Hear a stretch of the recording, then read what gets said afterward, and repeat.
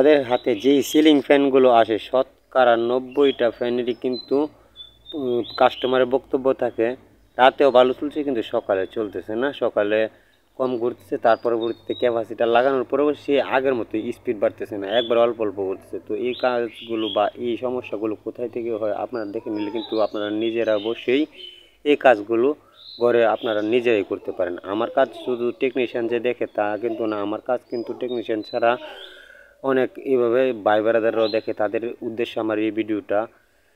দেখুন আমার এই যে কোয়েলের রানিং সাইডে লাইন আছে, মানে এক সাইডের কোয়েলের লাইন আছে, আরেক সাইডের কোয়েলের লাইন নেই, মানে আমার টার্নিংয়ে লাইন নাই গা। তো এটার কাজটা আমি কিভাবে করি এটা একটু আপনাদের সামনে তুলে ধরতেছি। এই ফ্যানটার মূলত সমস্যা হইতেছে আমাদের উপরে যে লুপের তার তোলা হয়, এই লুপের তারটি দীর্ঘদিন চলার পরে এটা হার্ড হয়ে যায়। ভিতরে যেহেতু প্রচুর গরম থাকে, সিলিং ফ্যান যেহেতু ঘোরার সময় প্রচুর পরিমাণে গরম হয়, যে চিকুন চিকুন তারগুলো দিয়ে আমরা ভিতর থেকে উপরে লাইন টেনে আনি, সেই তারগুলো অতিরিক্ত গরমে হার্ড হয়ে যায়। তার পরবর্তীতে অমনিতে এটার ভিতরে যে তামার ইনসুলেশনটা আছে সেটা ভেঙে যায়, ঠিক আছে। তো এই কারণে মূলত এই প্রবলেমগুলো দেখা দেয়। তো এটা তেমন আহামরি কোনো কাজ না, যদি আপনার বেসিক সাধারণ কোনো ধারণা থাকে তাহলে কিন্তু এই কাজগুলো করতে পারেন। দেখুন আমি লাল তারটা, যেটা লাল তারটাতে প্রবলেম ছিল, লাল তারটা আমি ফেলে দিয়েছি, ফেলে দিয়ে এখান থেকে আমার কাছ থেকে 2 টুকরো লাল তার নিয়ে আমি একটা গুঁড়ো দিয়ে উপরের যে শেপ আছে, শেপের হোল্ড আছে, হোল্ডের ভিতর দিয়ে নিচে পর্যন্ত প্রবেশ করে তারপর তারটাকে টেনে আগের পজিশনে নামিয়ে নেব। নামিয়ে নেওয়ার পরবর্তীতে 2টা তার যে পজিশনে ছিল আগে, আমার কোয়েলে কিন্তু কোনো সমস্যা হয় নাই, শুধুমাত্র তারটা ফেটে গেছিলো বিদায় আমার ফ্যানটা সমস্যা হয়েছিল। যদি আমরা আগে যে টার্মিনালে ছিল আপনারা দেখে দেখে যদি সেম এই টার্মিনালে লাগিয়ে দেন তাহলে কিন্তু ফ্যানের সমস্যার সমাধান ইনশাল্লাহ।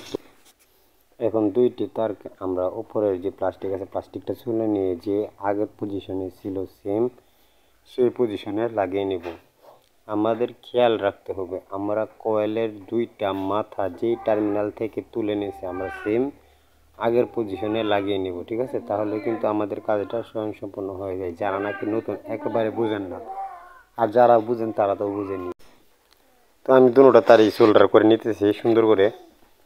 সোল্ডার করে এটার উপরে যে টিউবটা থাকে কেবল টিউবটা সুন্দর করে লাগিয়ে নিয়ে আমরা এখন ফ্যানটাকে পুনরায় আগে জায়গায় সেট আপ দিয়ে নেব। সেট আপ দেওয়ার আগে এখানে দেখেন সাইডে আমাদের যে কোয়েলের সেপারেটর দেওয়ার জন্য কিছু রশি ব্যবহার করছি, রশিগুলো যাতে সাইডে না থাকে সেই দিকে খেয়াল করবেন। তো আমি ফ্যানের ব্যাক পার্টটা লাগিয়ে নিতেছি, লাগিয়ে নেওয়ার পরবর্তীতে ক্যাপাসিটার কালেকশন করে আপনাদেরকে দেখাবো আমাদের ফ্যানটা ঘুরে কিনা, ঠিক আছে বন্ধুরা।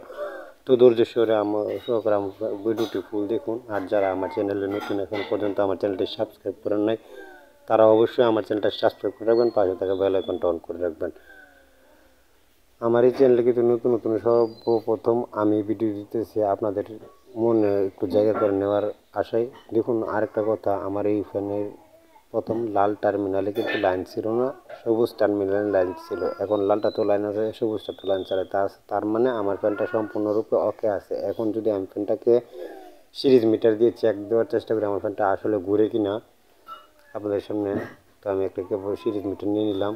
দেখুন আমার ফ্যানটা খুব সুন্দর করে রান করতেছে। তো আমি এখন ফ্যানটাকে সম্পূর্ণ ঝুলিয়ে তার পরবর্তী দেবো ঘুরে কিনা। দেখুন ভিউয়ার্স খুব সুন্দর করে ঘুরতেছে আমার ফ্যানটা। এই যে আমি আবার লাগাচ্ছি। তো ধন্যবাদ সবাইকে।